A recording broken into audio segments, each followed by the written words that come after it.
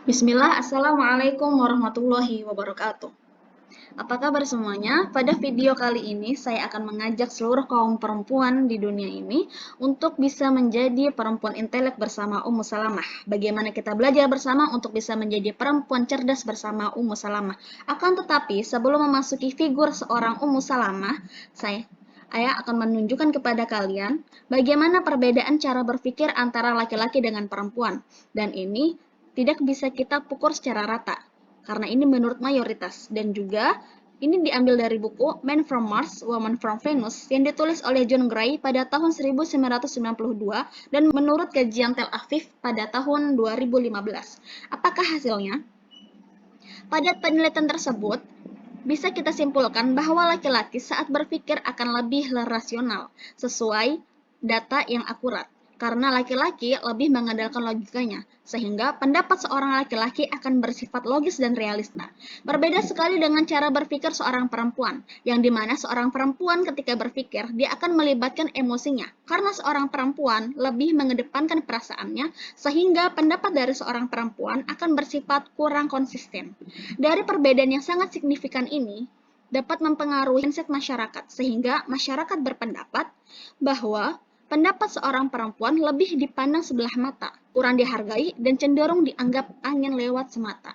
Pertanyaannya, apakah ini semua benar atau hanya sekedar opini? Ternyata itu semua hanyalah opini belaka, karena kita dapati seorang sosok muslimah hebat, seorang figur teladan, yaitu perempuan intelek bersama Ummu Salamah, yang membuktikan kepada kita secara nyata bahwa pendapat seorang perempuan layak didengar dan dihargai. Bahkan pendapat yang diberikan seorang perempuan bisa menjadi lebih efektif.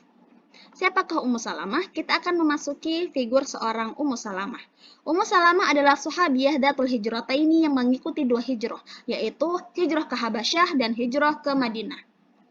Setelah kematian suaminya, yaitu Abu Salamah, Allah menikahkan Ummu Salamah dengan Rasulullah sebagai jawaban doa Ummu Salamah yang diajarkan oleh Rasulullah, yaitu Allahumma jurni fi musibati, ya Allah berikanlah pahala pada musibahku, wa khlifli khairan minha, dan gantikanlah aku ganti yang lebih baik. Dan Allah mengabulkannya dengan menggantikan Abu Salamah dengan sebaik-baiknya manusia, yaitu Rasulullah Shallallahu Alaihi Wasallam.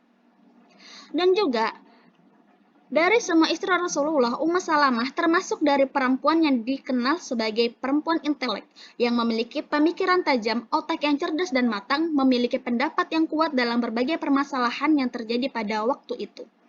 Seperti yang terjadi pada tahun 9 Hijriah.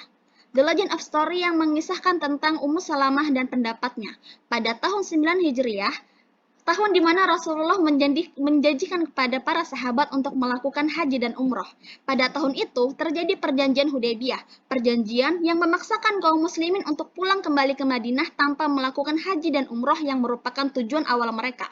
Namun, terkendala dalam melaksanakan haji dan umroh tidak menghalangi syariat untuk tetap mencukur rambut dan menyembelih hewan kurban.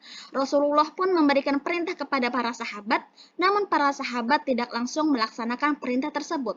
Sampai Rasulullah memerintahkan untuk ketiga kalinya, namun respon para sahabat masih sama.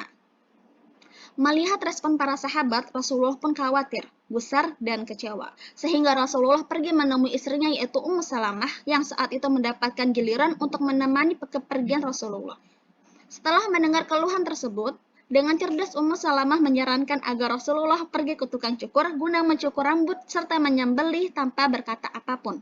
Rasulullah pun mengikuti saran yang diberikan oleh Ummu Salamah dan ternyata terbukti bahwa saran tersebut sangat efektif. Karena tepat setelah Rasulullah mencukur rambut, para sahabat mulai berbondong-bondong dan beramai-ramai mengikuti Rasulullah yang bahkan saat itu tidak mengeluarkan satu patah kata pun.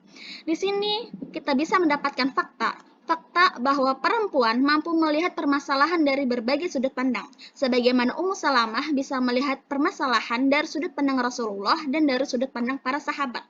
Karena otak perempuan lebih bisa mengaitkan memori dengan keadaan sosial. Memori bahwa para sahabat sempat kecewa dengan adanya perjanjian Hudaybiyah yang menghalang mereka dari haji dan umroh, dengan keadaan sosial bahwa para sahabat menganggap Rasulullah sebagai ketua kaum Nabiullah yang wajib diikuti.